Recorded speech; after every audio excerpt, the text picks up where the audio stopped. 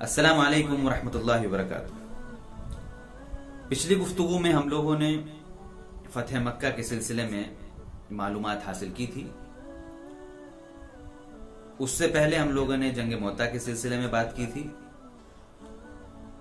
और हमने ये भी अर्ज किया था कि यह अजीब इत्तेफाक है कि 3 जंगें एक ही साल में पेश आई हैं। सन 8 हिजरी इस लिहाज से बहुत अहमियत रखता है।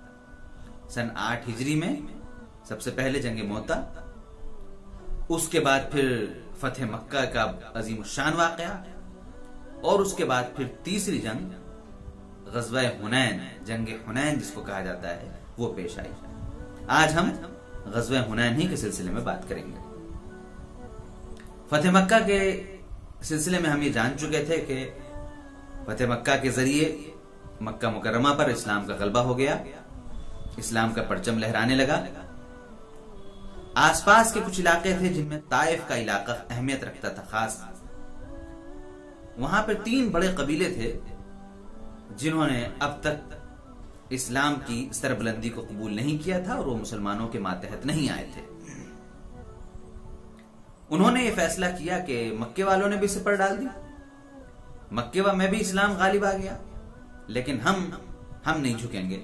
लिहाजा उन्होंने मुसलमानों से जंग करने की ठानी। अल्लाह के रसूल सल्लल्लाहु अलैहि वसल्लम भी निकले और वहां से बड़े जफाकश थे वो कबीले के लोग, ताइफ के जो कबाइल थे, और बहुत मालदार तो थे ही और हिकमत वाले और बहुत ताकत और बड़े ही तंदुरुस्त लोग हुआ करते थे। वो लोग भी आए। हुनैन के मैदान में जब इस्लाम का लश्कर दाखिल हुआ, 12,000 लोग हुजूर के साथ थे। यह बात वाज़ेह रहनी चाहिए कि इसमें बहुत बड़ी तादाद उन लोगों की थी जो नए नए मुसलमान हुए थे, जो अभी मक्के में नए नए मुसलमान हुए थे और फिर वहां से ये इस जंग के लिए आ रहे थे, हुजूर के साथ आ गए थे। बहुत बड़ी तादाद उनमें नौजवानों की भी थी जिनके अंदर जोश ज्यादा होता है, टिकाव जरा कम होता है। तो जब ये जैसे ही इस लश्कर इस्लाम हुनैन के मैदान में दाखिल हुआ, कुफ्फार ने पहले ही चारों तरफ जो है वो तीर अंदाज छुपा रखे थे। मुसलमानों को इसका इल्म नहीं था।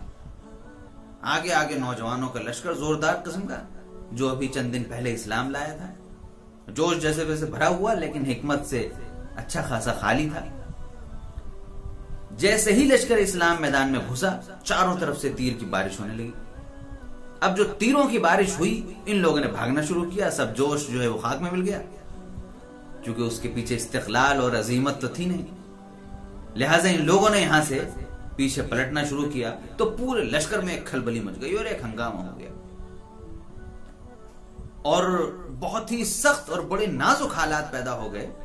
और ऐसा मौका आ गया कि इस्लाम का लश्कर तकरीबन शिकस्त के दहाने तक पहुंच गया।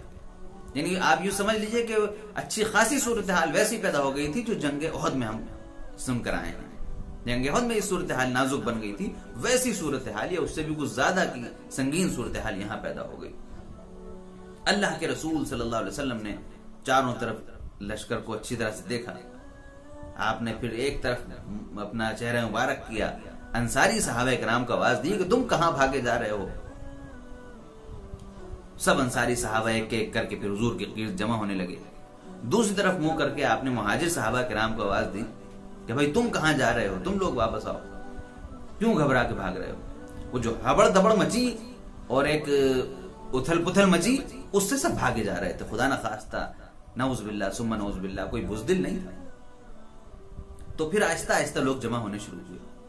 सीरत निगारों ने लिखा है कि उस वक्त भी अल्लाह के रसूल सल्लल्लाहु अलैहि वसल्लम के पास हजरत अब्बास रज़ियल्लाहु तआला अन्हु, हजरत अबू बकर रज़ियल्लाहु तआला अन्हु, हजरत उमर रज़ियल्लाहु तआला अन्हु और हजरत अली रज़ियल्लाहु तआला अन्हु, ये चारों जलीलुल कद्र सहाबा किराम हुजूर के इर्द गिर्द उस नाजुक हालत में भी मौजूद थे।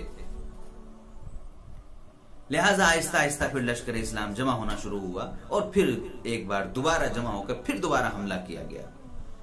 तो जो कबाइल आए थे उनको शिकस्त दी गई। इस जंग में बड़ी नाजुक सूरत हाल बन गई थी। एक बात तो ये कि अल्लाह के रसूल सल्लल्लाहु अलैहि वसल्लम से बाद में भी जब आप फिर मदीना मुनव्वरा तशरीफ ले गए तो बाद में भी आप ये फरमाया करते थे, और इस जंग का जब तस्करा आता था तो हुजूर यही फरमाते थे कि वो वाकई वो बहुत नाजुक सूरत हाल थी, ओहद का समंजर था। यहां पर एक खास बात याद रखने की है कि जंग हुनैन के सिलसिले में अल्लाह के रसूल सल्लल्लाहु अलैहि वसल्लम ने भी बात फरमाई बाद में, और कुरान करीम में भी इस बात की तरफ तवज्जो दिलाई गई कि तुम लोगों को अपनी तादाद पर भरोसा हो गया था। तुम सोचने लगे थे कि अरे 313 थे तो 1000 का लश्कर हमने खत्म कर दिया, 700 थे ओहद में तो 3000 का लश्कर कुफ्फार का हमने खत्म कर दिया। हर जगह मुसलमानों की तादाद, ये अजीब बात है इस्लामी जंगों की कि हर जगह इस्लामी लश्कर की तादाद दुश्मन के लश्कर से आधे से भी तकरीबन कम ही रही, बहुत कम रही। लिहाजा आज तो हुनैन के दिन सोचा क्या रहे, आज तो 12,000 है, आज क्या होगा, आज तो मसल के रख देंगे। लेकिन अल्लाह ताला की तरफ से ये तंबीह की गई कि अपनी तादाद, अपनी ट्रेनिंग, अपने हथियार, इन चीजों पे भरोसा मत करना। ये सब करना जरूर है, तादाद ज्यादा से ज्यादा हो, ट्रेनिंग अच्छी से अच्छी हो, ये सब कुछ होना चाहिए, लेकिन भरोसा सिर्फ अल्लाह ताला की जात पर। फतह उसी से हासिल होगी, शिकस्त वही देता है। तुम अपनी हिकमत के जरिए शिकस्त नहीं देते कुफ्फार को। लिहाजा मुसलमानों को ये हुनैन के दिन बुरी तरह से झिझोड़ दिया गया कि अगर तादाद पे तुमको भरोसा था तो होश में आ जाओ, तादाद से कुछ नहीं होने वाला। आज 12,000 थे और देख लो कैसी नाजुक सूरत हाल हो गई। गरज ये कि फिर बाद में लश्कर इस्लाम जमा और फिर कुफ्फार को शिकस्त दी गई, और इस तरह से फिर ये हुनैन की जंग अपने खात्मे को पहुंची।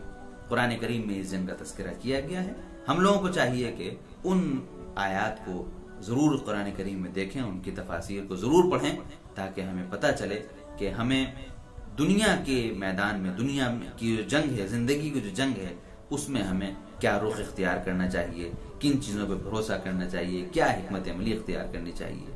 ये हमें इस जंग से बहुत खास सबक मिलता है। अस्सलाम वालेकुम व रहमतुल्लाहि व बरकातहू।